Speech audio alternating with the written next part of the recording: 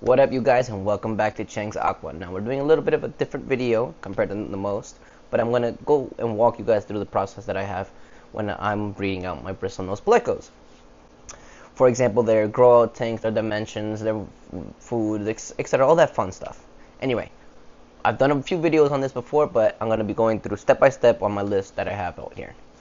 So, this is all about after you've done the breeding already. You already have fry and you now need to grow it out. You have eggs in the cave, wigglers in the cave, and now either you have to make the decision when whether you want to actually take them out or you want to leave them into the aquarium and let them do the thing naturally. So what I like to do is take them out of their caves or their wigglers and move them into a fry box. Now a fry box is specifically something smaller than the actual full-blown aquarium, but still attached in a certain way, right? So for example, if I were to drill holes in a container like this without all this crap inside of it, but if you were to use a container like, oh, this is ugly. If you were to use a container like so, drill holes in it, put it inside the aquarium so it doesn't sink, this would be technically a fry box. I've done multiple reviews on fry boxes. Ones that I like to use. I like to use those fluval ones that have water circulating through it. But you could use, there's multiple types of other ones. They have really nice ones like the Zis fry box, which are extremely expensive, so I don't have them. But yeah. Anyway, I like to put them in a fry box. Why? Because it helps me monitor them a lot easier, and it also makes it a lot easier for them to find food. So a lot of the times that these babies, they always need something to munch on, right? Their stomachs are really small, so they go through food very fast, and they can actually starve to death. If they're in too big of an aquarium and they can't find food, they can actually end up dying. So I like the fry box because it actually helps them find food a lot quicker, right?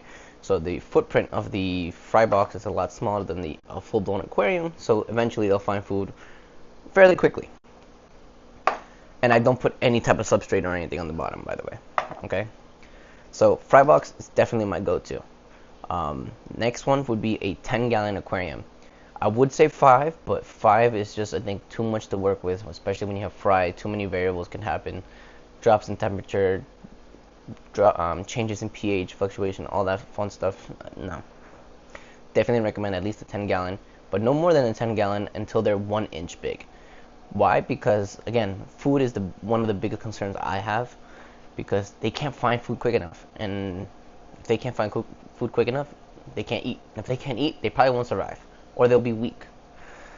So definitely 10-gallon, and then I would go up to a 20-gallon until they're fully grown. You can do much more after that, but 20-gallon is the minimum I recommend for growing out, right? You want them to grow as fast as possible. You want them to get nice and big, and whether it's for selling, whether for gifting, whether they're keeping for yourself, you just want the best optimal growth. Now for food, I definitely recommend zucchini. I feed a lot of blanched zucchini. I do boil it a little bit so it sinks down to the bottom. I do like to use pleco wafers, algae wafers. I use Hikari and bug bites specifically. There probably is a lot of other ones. You have to make sure you don't go too heavy on the protein, though. It can cause bloat. I do like to use the Rapashi Solean Green. It is higher in the protein, so be careful. I don't feed it often, but they love it. It's very good. I feed that maybe once a week, if that. To be honest, it's more work to make, so that's pretty much it for diet. I do throw in a little bit of driftwood, but it's not like they're specifically eating on it. They do go on it, they hide on it, they do munch on the biofilm that grows on it, which is good for bloat, digestion, and all that fun stuff. But yeah, anyway, talking about what's inside of the aquarium. Inside of these grow out aquariums, I basically have driftwood, because it's good for digestion, and it's good for them to hide in. A heater, you want to maintain as best as you can the temperature. You don't want high fluctuations in any type of thing. Why? Because it's stressing them out, and they can grow ick like that. I've had so many batches of fry die to ick due to stress. So that, and then you can have a light. You don't need a light, but I definitely recommend so you can see, catch anything's going on, seeing if there's ick, any disease, if fry are dying, etc. All that fun stuff. But that's pretty much it for this. That is my top tips, top most important things I think you need when you're dealing with growing out fish. Now, another one is water changes. In a 10-gallon aquarium, I would definitely recommend a 10 to 15% water change twice a week. I wouldn't do more than that. That's fine. It's enough. Again, picking up the poop or picking up the food that's not eaten is also very important. But in a 20-gallon aquarium, I would definitely recommend 20% at least once a week. You could do 2. You can get away with 1. But no more than that. That should be sufficient. In a fry box, you don't need to do water changes or anything like that because the water should be circulating. I would pick up the uneaten food though. Use a turkey baster, whatever you want to use, to actually get out the gunk that's just gonna grow ammonia and get your fish sick. But anyway, thank you guys for watching. Don't forget to like, comment, and subscribe to see more videos just like this. And if you guys like this kind of video, let me know. Peace.